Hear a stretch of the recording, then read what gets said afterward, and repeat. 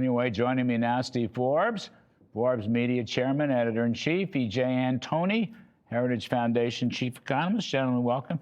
So let's, we got a stock market chart. We got this. I mean, I love the stock market. We have a stock market chart. The last year, we must have one. We're hitting record highs almost on a daily basis. All right, while we're looking for that, we also have an oil chart that shows oil prices falling, stocks rising. I don't know, EJ. Things don't go up forever. I get that. There are going to be corrections. I get that too. But I think it is it's quite remarkable what's going on. And I want to emphasize my point. I want to repeat it because I talk about this all the time, okay? Falling energy prices is the greatest story never told right now. Now, Mr. Trump tries to tell it. I try to tell it. I think you guys try to tell it. Not so much Steve Forbes, certainly you. Okay, put him on the spot. But really, I don't think people appreciate Mike Falconer, Deputy Treasury Secretary, now back at AFPI, how important falling energy prices and costs are to the the whole panoply of prices out there, when you could get negative prints in the CPI coming up, and that means you could get a 5 or 6 or 7% GDP for a quarter or two. That's how powerful low inflation is. Larry, 100%. And I think... Why didn't anybody talk about this? I feel lonely.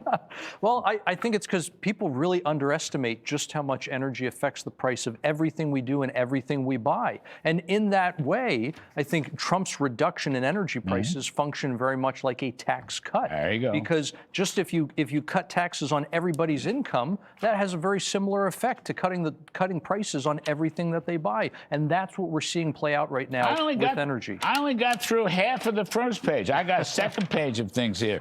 All these things that are going to be affected. Look, basically, more or less, you've gone from $80 a barrel to, I think today it closed around $56.50 a barrel. I do not think this is particularly related to South America. I don't think it's related to Venezuela at all.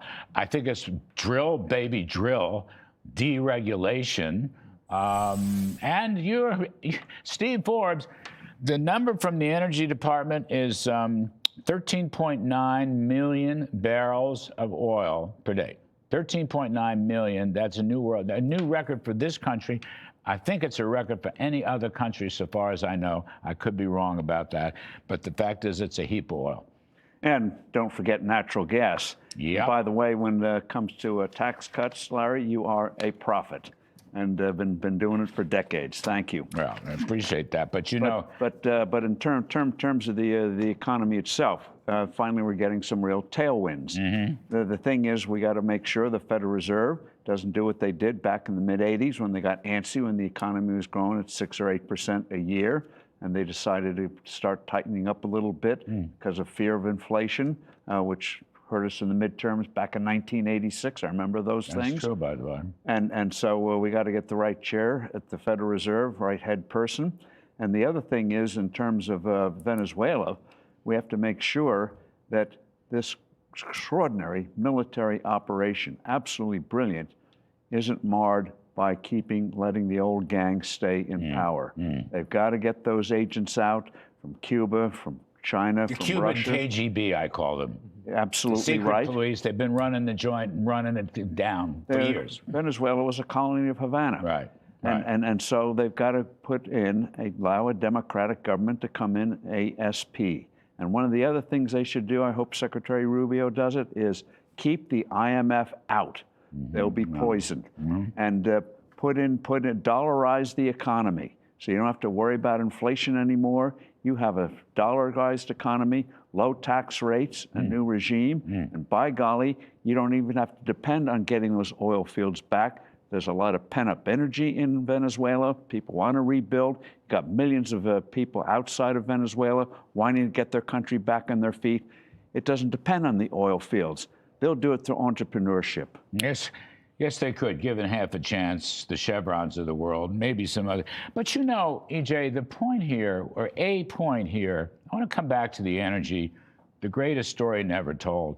Because, first of all, the media wants to go back to climate change. And Mr. Trump has, and we had John Carney on last night, the game's changed, he and Liz Peek. Now it's cool to be fossil fuels. That's why you're printing 13.9 million barrels a day. And to Steve's point, that's why you're doing 120.7 billion cubic feet of natural gas per day, which is remarkable. It's another record. Which China's going to be dependent on. Thank you very much. If we played our cards right, perhaps. We will. Okay. But I'm just saying, in other words, drill, baby, drill reversed everything. He threw out the Green New Deal, right? Threw out the climate change extremism, brought back fossil fuels, said to these producers, you go on ahead, we're going to make it easier, we're going to help you with permitting. We've got pro-business people in the cabinet, like Doug Burgum, for example, and others. It's working. That's the thing. It's producing. And so as it produces, we're running some economists, Wall Street, who are kind of, I don't know, tail between their legs. But they're saying supply of oil is vastly greater now than the demand for oil. That's how far this thing has gone. That means prices have to keep falling. Absolutely. And it's going to be reflected in these multiples, and it's going to be reflected in stock market records, and it's going to be reflected in wages, and it's going to be reflected in, I think, negative inflation coming up.